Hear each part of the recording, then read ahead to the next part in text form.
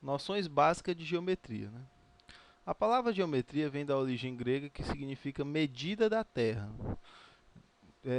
Foi iniciada com mais força por, de acordo com a história, na beira do rio Nilo, né, para dividir aquelas terras, e surgiu a necessidade de estudar a geometria mais a fundo, né?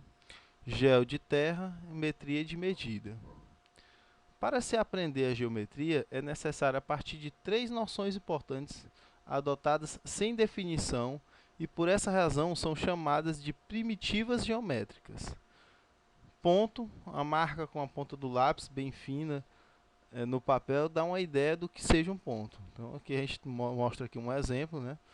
Então essa é uma noção intuitiva de ponto, né? Não só com lápis, com a caneta, com qualquer objeto que possa marcar esse ponto. Costuma-se apresentar os pontos por letras maiúsculas do nosso alfabeto. Reta, uma linha traçada com uma régua é uma reta. Imagine agora essa linha, né, sem começo e sem fim, e sem espessura. É assim que se concebe uma reta em matemática. Então está aqui o exemplo, um desenho. Essa seta representa que ela vai infinitamente para a direita e infinitamente para a esquerda, né? Pode ser também numa posição oblíqua, desde que ela não tenha começo e nem fim, né? As retas são representadas por letras minúsculas, desculpa, né? Sempre letras minúsculas no nosso alfabeto. Plano. Uma superfície de uma mesa é plana. Imagine essa superfície conservando-se plana e que se estenda infinitamente em todas as direções, né? Ou seja, não tenha nem início nem fim, e que seja plana. Essa nova superfície assim obtida é um plano. Então veja aqui o exemplo. Os planos são representados por letras gregas minúsculas. Apesar da figura aqui estar mostrando que tem início e fim, mas aqui é só para dar uma noção. Observe que pelo conceito, pela definição que foi dita sem precisar de demonstração, observe que ele não vai ter nem início nem fim. Isso é infinitamente em todas as direções. Então, eles são representados por letras gregas minúsculas, alfa, beta, gama, sigma e assim sucessivamente. Semi-reta. Escolhendo-se um ponto sobre uma reta, formamos duas semi-retas. Então, se eu considerar de A para a direita, então aqui é uma semi-reta. De A para a esquerda é outra semi-reta. A semi-reta tem um início, mas não tem o fim. Então, costuma-se dizer que as semi-retas têm começo, mas não tem fim, já que é uma parte da reta, é um subconjunto da reta. Segmento de reta.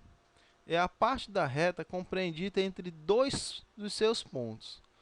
É representado pelos dois pontos que o limita. Estes são chamados de extremos. Costuma-se dizer que um segmento de reta tem começo e fim, porque ele inicia aqui no ponto A, no caso desse aqui, e termina aqui no ponto B, né? Então ele tem um início e tem fim, esse segmento de reta. Ângulo.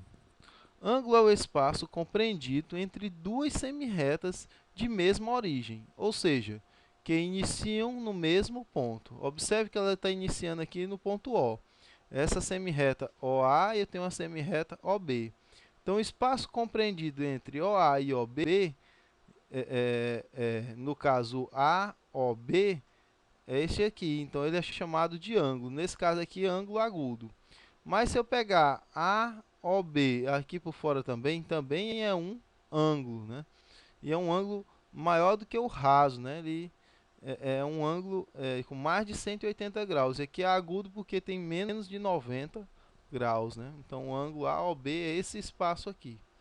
A gente considera o menor.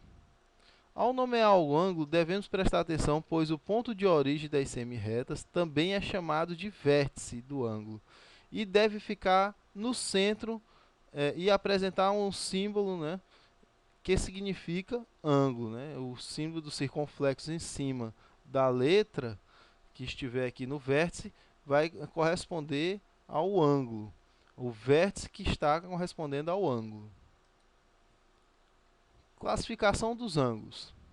O ângulo reto é aquele ângulo que mede 90 graus, né? Ou π sobre 2 radianos. Então eu tenho aqui o símbolo do ângulo reto. Como o ângulo de 90 graus é muito utilizado, é só olhar os cantos do quadro da sala de aula, por exemplo. Os cantos da própria sala, os cantos da porta da sala de aula, todos eles formam 90 graus. Então, todo canto perfeito que você vê, você vai observar que é de 90 graus. Ao invés de colocar a sua medida em números, utiliza-se o símbolo. Então, o símbolo do ângulo de 90 graus é esse quadradinho com um ponto no meio.